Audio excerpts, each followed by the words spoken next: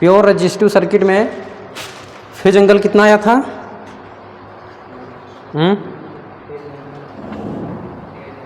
Revision करिए।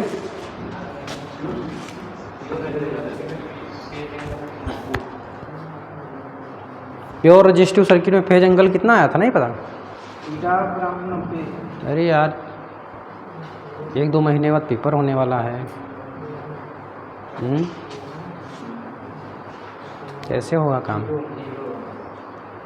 ठीक है, हमारा प्योर रेजिस्टिव सर्किट में करंट और वोल्टेज सेम फेज में था। ठीक है, करंट भी ओमेगा टी, वोल्टेज भी ओमेगा टी ना, तो फेज एंगल कितना हुआ? 0, सेम फेज में करंट वोल्टेज सेम फेज में। एक ही लाइन पे हम खींच रहे थे ना फेजर डायग्राम, एक ही लाइन पे आ रहा था ना, तो मतलब करंट वोल्टेज के बीच का एंगल कितना हुआ? 0। तो यहाँ पे जो आपका एक्टिव पावर निकल के आया था वो VI निकल के आया था। ठीक है, और रिएक्टिव पावर 0, मतलब प्योर रेजिस्टिव सर्किट में कोई भी पावर सप्लाई को वापस नहीं होती है, तो इसलिए रिएक्टिव पावर क्या था वहाँ पे? 0 था। ये जो पावर है, ये पावर क्या था भाई? यूनिडायरेक्शनल था, सिर्फ पॉजिटिव आपको मिला था रिएक्टिव पावर पर। लेकिन हम जब कल पढ़े थे प्योर इंडक्टिव सर्किट में, उसमें क्या था फेज एंगल? हाँ ठीक है, 90 अंश, π/2। फेज एंगल कितना था? π/2। और हमने जो पावर फैक्टर निकाला था, पावर फैक्टर cos φ होता है, और ये φ क्या है? वोल्टेज और करंट और वोल्टेज के बीच का एंगल, फेज एंगल, और ये है 90। ठीक है, तो ये कितना हो गया भाई? cos 90 अंश का मान 0। ठीक है, पावर फैक्टर ये 0 है। और देखिए पावर फैक्टर को हम सिर्फ 0 नहीं लिखेंगे, इसके आगे आप लोग लिख लीजिएगा, कल शायद लिखवाए नहीं थे। आप ऐसे लिखेंगे, कोई पूछेगा पावर फैक्टर कितना है, 0 तो होता है, लेकिन लैगिंग होगा कि लीडिंग होगा? ठीक है, तो लैगिंग लीडिंग हमेशा करंट को देख के बताते हैं। अगर करंट किसी भी सर्किट में आगे है तो हम कहेंगे पावर फैक्टर जो है वो लीडिंग है। अगर करंट किसी भी सर्किट में पीछे है तो हम क्या कहेंगे? पावर फैक्टर क्या है? लैगिंग। जितना भी पावर फैक्टर होगा उसके आगे लिखेंगे लैगिंग। तो हम इसमें लिखेंगे प्योर इंडक्टिव सर्किट में, ठीक है, पावर फैक्टर क्या होगा भाई? ठीक है, पावर फैक्टर क्या होगा? 0 पावर फैक्टर, और लिख देंगे लैगिंग। ये क्या लिखेंगे? उसमें क्या था? करंट लैग कर रहा था ना, तो लिखेंगे लैगिंग। ठीक है, क्या है? 0 पावर फैक्टर लैगिंग, किसमें? प्योर इंडक्टिव सर्किट में। ये लिख लीजिएगा उसमें आगे, प्योर इंडक्टिव सर्किट में। ठीक है, 0 पावर फैक्टर लैगिंग। ठीक है, पावर फैक्टर को हम लैगिंग या लीडिंग कैसे डिसाइड करेंगे? नोट में करके अपना लिख लीजिएगा कि हमेशा करंट को देख के बताएंगे। अगर करंट लीड करेगा तो हम कहेंगे लीडिंग पावर फैक्टर है उस सर्किट का। अगर करंट लैग करेगा तो हम कहेंगे लैगिंग पावर फैक्टर है करंट का। ठीक है ना, लिख लीजिए पावर फैक्टर लैगिंग और लीडिंग का डिसीजन, पावर फैक्टर लैगिंग और लीडिंग का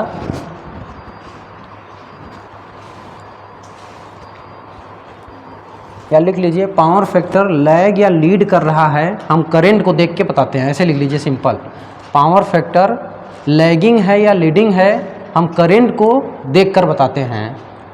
अगर करंट लैग है, लैग करता है, तो पावर फैक्टर लैगिंग होगा। अगर करंट लीड करता है तो पावर फैक्टर लीडिंग होगा। ठीक है, क्या लिखा आपने? हाँ ठीक है, अगर करंट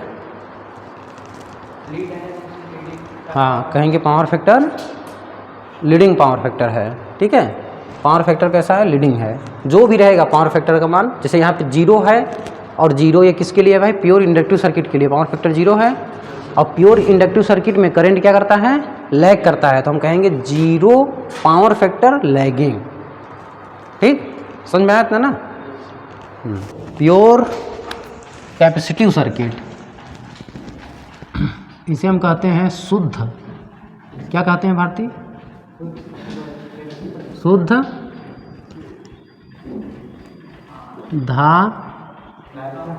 धारिता परिपथ। छोटी की मंत्र तो नहीं रहेगा धारिता में, मतलब बड़ी नहीं, बड़ी है, सही है ना। ये है भाई प्योर कैपेसिटिव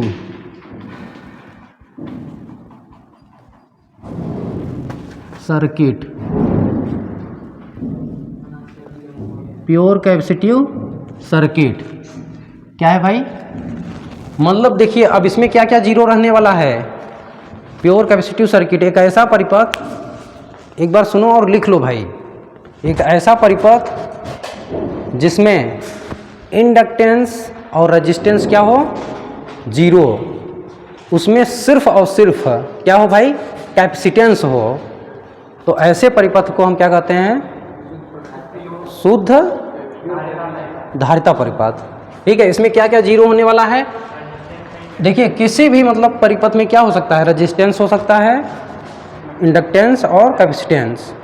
ठीक है, अब ये शुद्ध धारिता है तो इसमें सिर्फ और सिर्फ धारिता ही रहेगा, बाकी आपका ये रेजिस्टेंस क्या होगा, जीरो होगा, और इंडक्टेंस, इंडक्टेंस मतलब एल, प्रेरकत्व इसे कहते हैं, ये क्या होगा, जीरो होगा। इसमें सिर्फ क्या होगा, कैपेसिटेंस, इसे हम सी कहते हैं, ये प्रेजेंट रहेगा। तो ऐसे परिपथ को हम कहते हैं शुद्ध धारिता परिपथ। देखिए इसको हम बना ले रहे हैं, यहाँ पे जो संधारित्र है इसको हम ऐसे दर्शाते हैं, ये ऐसे दो बराबर लाइन से। अब इसमें हम जोड़ेंगे एसी सप्लाई, क्या जोड़ देंगे भाई, एसी सप्लाई, ऐसे वोल्टेज यहाँ पे दे दें। ठीक है, ये एसी वोल्टेज हमने इसको दे दिया, और कौन सा वोल्टेज, यही V is equal to V max. अब ये तो एकदम याद हो गया होगा ना, साइन ओमेगा टी, और ये हमेशा ऐसे लिख दें साइन ओमेगा टी, इसका मतलब तुरंत दिमाग में आना चाहिए ये जीरो से शुरू होता है। ठीक है, अब ये जो करंट निकलती है ना, ठीक है, संधारित्र, अगर किसी भी परिपथ में संधारित्र लगा हुआ है तो इसमें जो ये करंट होता है इसका मान होता है भाई I बराबर C D V by D T. ठीक है, आप लोग जानते होंगे संधारित्र, यही कैपेसिटर जो पंखा उंखा में लगा होता है, इसी के बारे में आज पढ़ रहे हैं ना। इसके बारे में हम आज सिर्फ इतना पढ़ेंगे कि जब हम वोल्टेज ये लगाएंगे तो ये करंट का बिहेवियर कैसा होगा, एक्टिव पावर, रिएक्टिव पावर। बाकी डिटेल्स हम लोग इंडक्टेंस के बारे में, जैसे रेजिस्टेंस के बारे में हमने अभी डिटेल्स पढ़ा था ना, वैसे हम लोग इंडक्टेंस के बारे में पढ़ेंगे और कैपेसिटेंस के बारे में पढ़ेंगे, मतलब इंडक्टर के बारे में पढ़ेंगे और कैपेसिटर के बारे में पढ़ेंगे बढ़िया से। ठीक है, यहाँ हम लोग बस परिपथ पढ़ रहे हैं कि अगर ये किसी परिपथ में लगा हुआ है इंडक्टर, कैपेसिटर या रजिस्टर, तो उसका बिहेवियर क्या होगा, करंट का, एक्टिव पावर, रिएक्टिव पावर, ये सब क्या होंगे ना। देखिए यहाँ पे अब ये dV का मतलब क्या है भाई, ये वोल्टेज के परिवर्तन का विरोध करता है। इंडक्टर में क्या था, DI था, तो वहाँ से हमें पता चला DI मतलब परिवर्तन हो रहा है, तो DI मतलब करंट के परिवर्तन का विरोध इंडक्टर कर रहा था। तो वहाँ पे करंट जो है प्योर के केस में, प्योर इंडक्टिव के केस में करंट हमारा 90 डिग्री क्या हो रहा था, लैग हो रहा था। लेकिन अब यहाँ वोल्टेज के परिवर्तन का यह विरोध करेगा, करंट के नहीं, ये वोल्टेज को परिवर्तित होने से रोकेगा कैपेसिटर, और एनर्जी को स्टोर करता है इलेक्ट्रिक फील्ड के रूप में, और वो एनर्जी को स्टोर करता था, ठीक है, और उसका यूज किस में करता था, मैग्नेटिक फील्ड बनाने में, और ये इलेक्ट्रिक फील्ड के रूप में एनर्जी को स्टोर करेगा। ठीक है, वहाँ पे जो इंडक्टर था, इंडक्टर को हम L से प्रदर्शित करते हैं, तो वहाँ पे जो एनर्जी को स्टोर कर रहा था inductor, half L I square, और यहाँ जो ये एनर्जी को स्टोर करेगा कैपेसिटर और वोल्टेज को परिवर्तित करेगा, तो ये हो जाएगा हाफ CV स्क्वायर। यहाँ पे CV स्क्वायर है, तो इसका मतलब यहाँ पे वोल्टेज पहले बढ़ेगा, फिर करंट घटेगा, और जब वोल्टेज बढ़ेगा तब ये एनर्जी को स्टोर करेगा। वहाँ पे हाफ LI स्क्वायर था, तो जब वहाँ पे करंट बढ़ रहा था, वोल्टेज घट रहा था, तब वो एनर्जी को स्टोर कर रहा था, और दूसरे क्षण इसका उल्टा हो रहा था, फिर एनर्जी को वापस सप्लाई को दे रहा था। इंडक्टर का काम कैपेसिटर का जो काम होगा इंडक्टर का जस्ट उल्टा होगा। आप एक पढ़ेंगे बस उसका उल्टा मेथड लगा दीजिए, ये हो गया। ठीक है, तो यहाँ पे ये जो एनर्जी स्टोर करेगा भाई, E बराबर होगा 1/2 CV², ये एनर्जी स्टोर करेगा। और इंडक्टर में यही था, इंडक्टर था तो यहाँ L था, वो करंट के परिवर्तन का विरोध करता था, तो यहाँ पे I² था। ठीक, अब देखिए हमारा जो इंडक्टर में करंट निकलेगा ना, ये इस तरह से निकलेगा भाई। इस वोल्टेज को लगाने पे जो करंट निकलेगा इस तरह से निकलेगा। तो देखिए यही करंट का मान हमें निकालना है कि I बराबर यहाँ पे आपको दिख रहा है CdV/dt। ठीक है, अब ये जो V है, इस V का मान यहाँ पे रख दीजिए। ये जो वोल्टेज है, ये वोल्टेज यही वाला है। ठीक है, सप्लाई वोल्टेज है ये। तो देखिए यहाँ पे होगा CD और ये क्या होगा Vmax sin ωt बटे में dt। ये देखिए हम कर रहे हैं, ठीक है, ये क्या कर रहे हैं भाई, डिफ्रेंसिएशन, अवकलन। ठीक है, अभी आप लोग इंटर में पढ़ेंगे अवकलन समाकलन पढ़े होंगे तो ठीक है। तो देखिए अब ये अवकलन करते समय देखिए ये क्या है, कांस्टेंट है, ये फिक्स वैल्यू है ना, मैक्सिमम वैल्यू फिक्स वैल्यू होगी, कुछ भी हो सकती है। 315 साइन वेव के केस में ये फिक्स होगी। तो जो फिक्स वैल्यू होती है वो बाहर निकल आती है। तो यहाँ पे देखिए हो गया CVm और ये आपका आ गया d/dt और यहाँ पे हाँ किसका करना है भाई, साइन ωt। ठीक है, देखिए अवकलन देखिए, जैसे कि मान लीजिए हमें d यहाँ पे साइन x है और इसका हम अवकलन कर रहे हैं x के रिस्पेक्ट में। यहाँ भी x है, यहाँ भी x है, तब तो ये सिंपल हो जाएगा cos x। क्या हो जाएगा, सिंपल cos x हो जाएगा। लेकिन भाई अगर मान लीजिए d/dx है और यहाँ पे साइन 2x या कुछ भी है, मान लीजिए px है, ठीक है, कुछ भी है, तो हम क्या करते हैं, अब ये जो कांस्टेंट वैल्यू होती है, जब हम इंटीग्रेशन कर रहे थे वो भाग हो जाता था, लेकिन जब अवकलन करेंगे तो भाग नहीं होगा, गुणा होगा।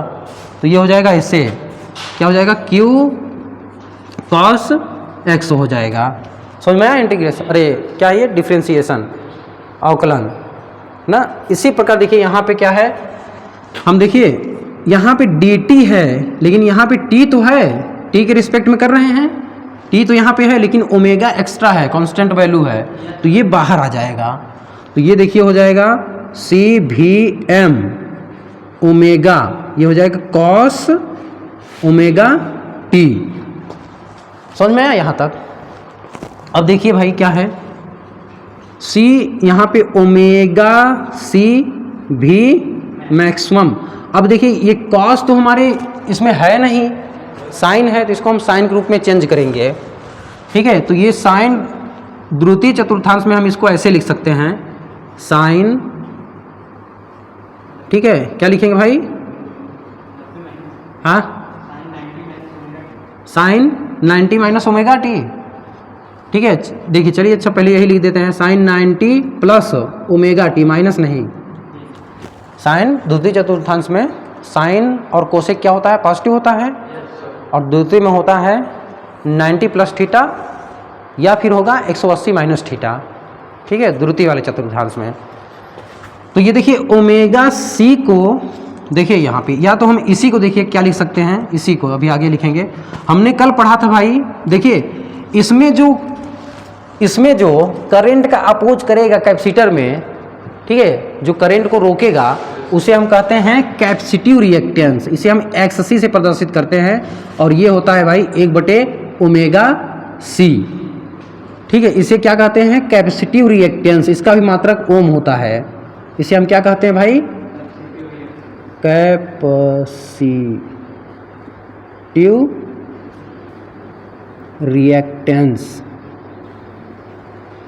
ठीक है, इसका भी मात्रक क्या होता है, यूनिट। ये सब प्रतिरोध के ही तरह हैं, ओम ही होगा।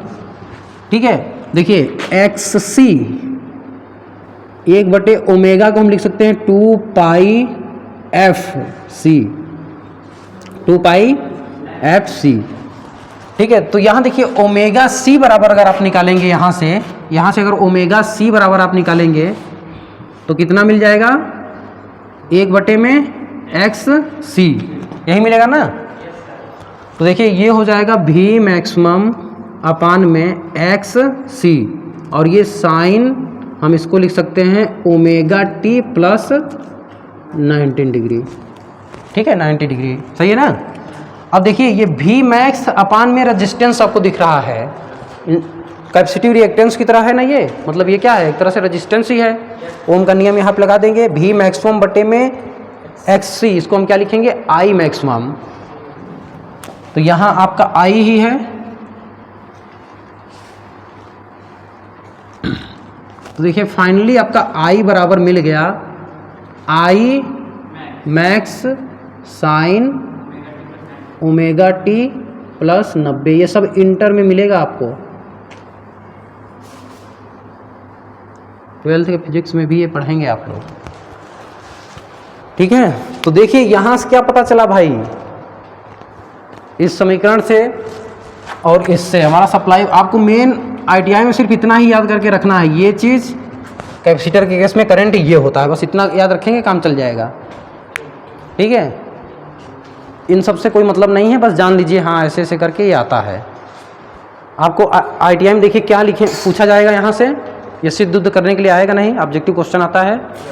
अगर प्योर कैपेसिटिव सर्किट लगा हुआ है, उसमें वोल्टेज इतना है, तो बताइए उसका करंट कितना होगा, लैग करेगा या लीड करेगा, तो बस इतना ही पूछा जाएगा।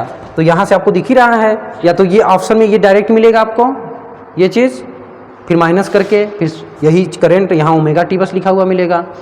अब देखिए अगर ओमेगा टी होता भाई तो हम कहते हैं करंट और वोल्टेज दोनों साथ में ही चलता, लेकिन यहाँ प्लस 90 है, तो इसका मतलब क्या हुआ, हाँ आगे है, 19 डिग्री क्या है, आगे है। प्लस मतलब आगे, माइनस मतलब पीछे है। अभी माइनस में जाने का मतलब पीछे होता है ना, प्लस में मतलब आगे है ना। तो करंट क्या है, 19 डिग्री आगे। इसको बनाइए, फिर हम फेजर डायग्राम बनाते हैं, फिर वेव डायग्राम। हाँ लिख लीजिए। थ्योरी का मतलब क्या है आपको पता होना चाहिए, चलिए लिख लीजिए।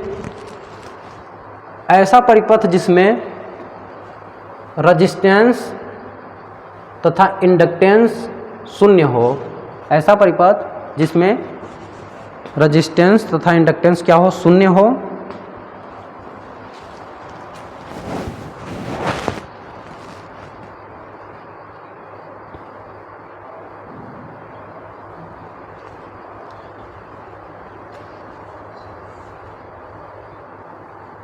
और उस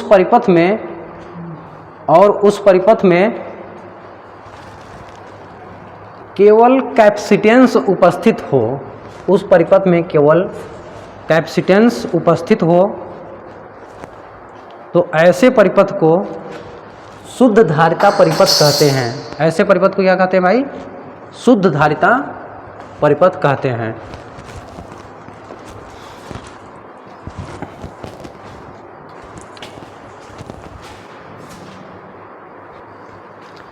चलिए भाई, अब इसका जल्दी से फेजर डायग्राम और वेव डायग्राम सब दिमाग में सेट हो गया होगा, अब सब सफा कर देते हैं।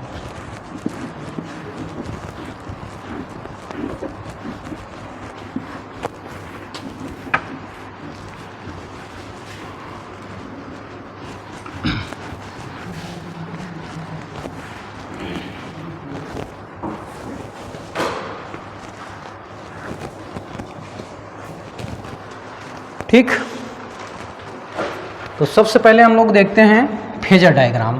पहले लिख लेते हैं सप्लाई वोल्टेज कितना थी, अब साथ में आप लोग बोलिए V बराबर V max sine omega T, ये सप्लाई वोल्टेज थी। तब प्योर कैपेसिटिव के केस में हमारा जो करंट आया कितना थी भाई, I मैक्स साइन प्लस, ठीक ये आया। अब देखिए हमारा जो करंट है, अब अगर हम इसका फेजर डायग्राम बनाना चाहे, क्या बनाना चाहे भाई, फेजर।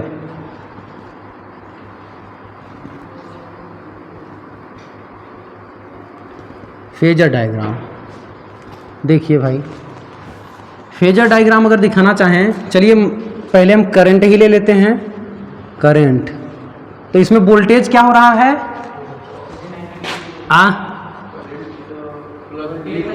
हाँ, वोल्टेज को क्या दिखाएंगे, ऊपर दिखाएंगे कि नीचे? हाँ, करंट मतलब लीड कर रहा है ना, तो करंट को लीड दिखाएंगे, तो करंट एंटी क्लॉकवाइज में आगे होना चाहिए, तो इसका मतलब हम वोल्टेज को नीचे दिखा देंगे ऐसे।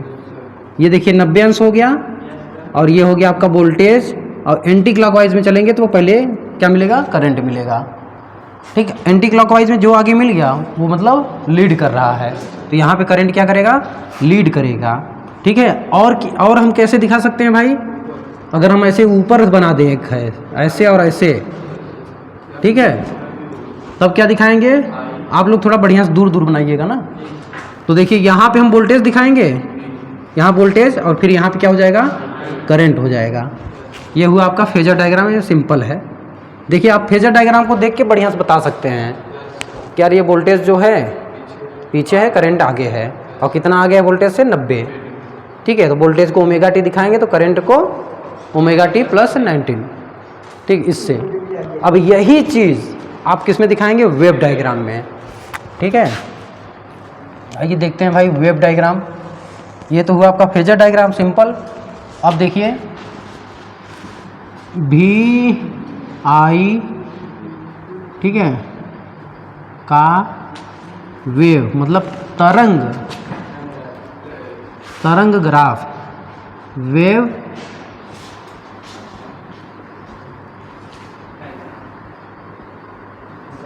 डायग्राम। ठीक है, चलिए यहीं से शुरुआत करते हैं। ऐसे ये हमने ले लिया। ठीक, सबसे पहले वोल्टेज को दिखाते हैं ना। कौन ओरिजिन से शुरू हो रहा है? वोल्टेज ही ना। वोल्टेज ओरिजिन शुरू हो रहा है, ओमेगा टी है, तो ये ओमेगा टी, फिर यहाँ मैक्सिमम हुआ, फिर ये यहाँ पे मैक्सिमम, ऐसे दिखा दिए। ठीक, वोल्टेज दिख रहा है ना। ये है भाई मान लीजिए आपका ओमेगा टी। इतनी बार खींच लेंगे ये सब तो आ जाएगा ना सिंपल वेव डायग्राम बनाने। ठीक, अब देखिए करंट को दिखाएंगे हम। करंट कहाँ शुरू हो रहा है भाई? 90 डिग्री पहले, तो इधर पहले होगा कि पीछे? पीछे होगा। सही बात भाई। देखिए अब देखिए क्या था ना, वहां पे हमने क्या देखा था भाई? उसका जस्ट उल्टा यहाँ पे देखने के लिए मिलेगा। देखिए ये है किसका? वोल्टेज का। अब करंट का जो होगा वोल्टेज से मतलब एम्पलीट्यूड नीचे होगा। ठीक है, तो चलिए मान लीजिए इसका 19 यहाँ से है, यहाँ शुरू हो रहा है, तो इसको ऐसे दिखाइए, यहाँ से शुरू होगा, इसका 90 यहाँ है, मतलब ये 90 यहाँ, मतलब यहाँ पे मैक्सिमम होगा। ठीक है, ओरिजिन पे ये मैक्सिमम होगा। और मैक्सिमम कहाँ पे हो रहा है? जहाँ पे वोल्टेज मिनिमम है, शून्य है।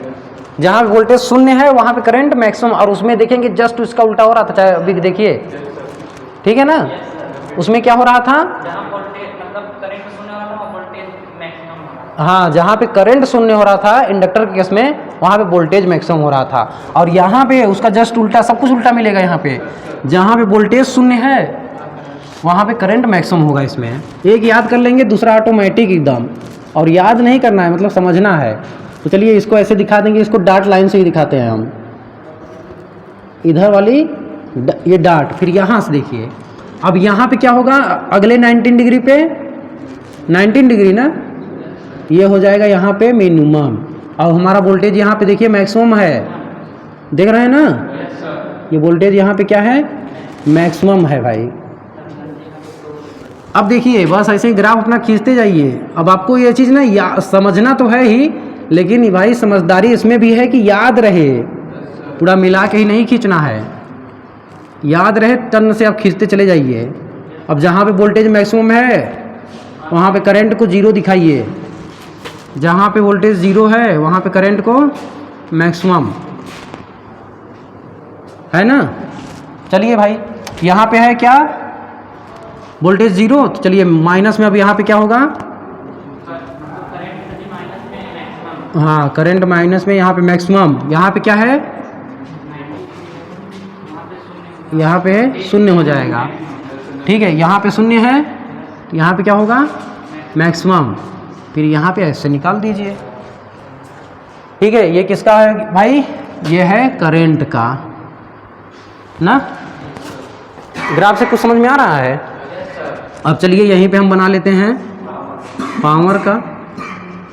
अब पावर का गुणा हो क्या आएगा, तो इसका जो ऊपर वाला होगा एम्पलीट्यूड वो अधिक होगा सबसे। चलिए यहाँ पे हम पीटी मतलब पावर दिखा रहे हैं। ठीक है, इसको ऐसे बीच में से हटा भी सकते हैं, मतलब ये अलग है, ये अलग है। अब देखिए यहाँ पे हमारा करंट भी प्लस में है और वोल्टेज भी प्लस में है, तो पावर का पहले जो डायग्राम बनेगा वो ऊपर की ओर जाएगा। आप देखे होंगे उसका जब बना रहे थे पहले नीचे शुरू हो रहा था माइनस से, अब ये क्या होगा भाई ऊपर से, यहाँ से पावर मैक्सिमम होगा और यहाँ आ जाएगा। ठीक, ये है प्लस, ये है माइनस, प्लस माइनस माइनस में, फिर ये यहाँ, फिर ये ऊपर, फिर ये यहाँ, फिर ये यहाँ, फिर ये यहाँ, फिर ये यहाँ, फिर ये यहाँ, ऐसे। ठीक है, अब देखिए यहाँ पे हमको फिर वही, ये हमारा वोल्टेज है, इसकी पूरी साइकिल यहाँ कंप्लीट हो रही है, और एक साइकिल कंप्लीट करने में लगा समय को हम क्या कहते हैं, आवर्तकाल, टाइम पीरियड, इसे टी से प्रदर्शित करते हैं। लेकिन हम देख रहे हैं उसी परिपथ के लिए जो हमारा पावर है वो अपना एक साइकिल इसके आधे समय में ही, वोल्टेज के आधे समय में ही पूरी कर ले रही है। वोल्टेज की क्या कर रही है भाई, आधे समय में, मतलब T/2 समय में अपनी एक साइकिल पूरी कर रही है। T/2 समय में अपनी एक साइकिल पूरी कर रही है। ठीक है, तो अगर इसकी फ्रीक्वेंसी 50 हर्ट्ज है तो पावर की फ्रीक्वेंसी कितनी होगी, समय इसका आधा है तो फ्रीक्वेंसी इसकी दुगनी होगी। कितना हो जाएगा भाई, 100 हर्ट्ज। पावर की फ्रीक्वेंसी कितनी होगी, 100 हर्ट्ज होगी, 100 हर्ट्ज। ठीक है, चलिए बनाइए, फिर अपना पॉइंट इसमें कुछ लिखवाते हैं। समझ में आ गया ना वेव डायग्राम कैसे बना? हाँ, अगर इंडक्टर का समझ में आ गया होगा तो इसका भी आराम से समझ सकते हैं, बस उसका उल्टा ही है। इसमें भी आप देख रहे होंगे एक बार पावर को ले रहा है, दूसरी बार पावर को दे दे रहा है, मतलब कर्जा एक तरह से रख नहीं रहा है, वापस कर दे रहा है ना। इंडक्टर कैपेसिटर वैसे ही हैं। चलिए अब इसमें आप लोग बताइए, active power, reactive power, apparent power का मान क्या होगा भाई? पावर फैक्टर लैगिंग होगा या लीडिंग? हाँ ठीक, करंट लीड कर रही है ना। ठीक है, तो पावर फैक्टर क्या होगा भाई, लीडिंग। पावर फैक्टर का मान कितना होगा? हाँ, देखिए हमारा जो फेजर डायग्राम को ही देख के हम बता सकते हैं सब कुछ। ठीक है, यह है करंट और यह है वोल्टेज, सही है ना। करंट कितना 19 डिग्री लीड कर रहा है। तो सबसे पहले हम लिखेंगे पहला point, phase angle, phase current और वोल्टेज के ये होता है भाई फाई क्या है, 90 अंश। दूसरा हम लिखेंगे power factor, power factor, power factor क्या होता है भाई, कॉस फाई, कॉस 90 अंश का मान, कॉस 90 अंश का मान 0। तो देखिए यहाँ पे हम साथ में लिखेंगे, 0 आया ना, तो ऐसे लिखेंगे 0 पावर फैक्टर, 0 पावर फैक्टर, और क्या होगा, लीडिंग,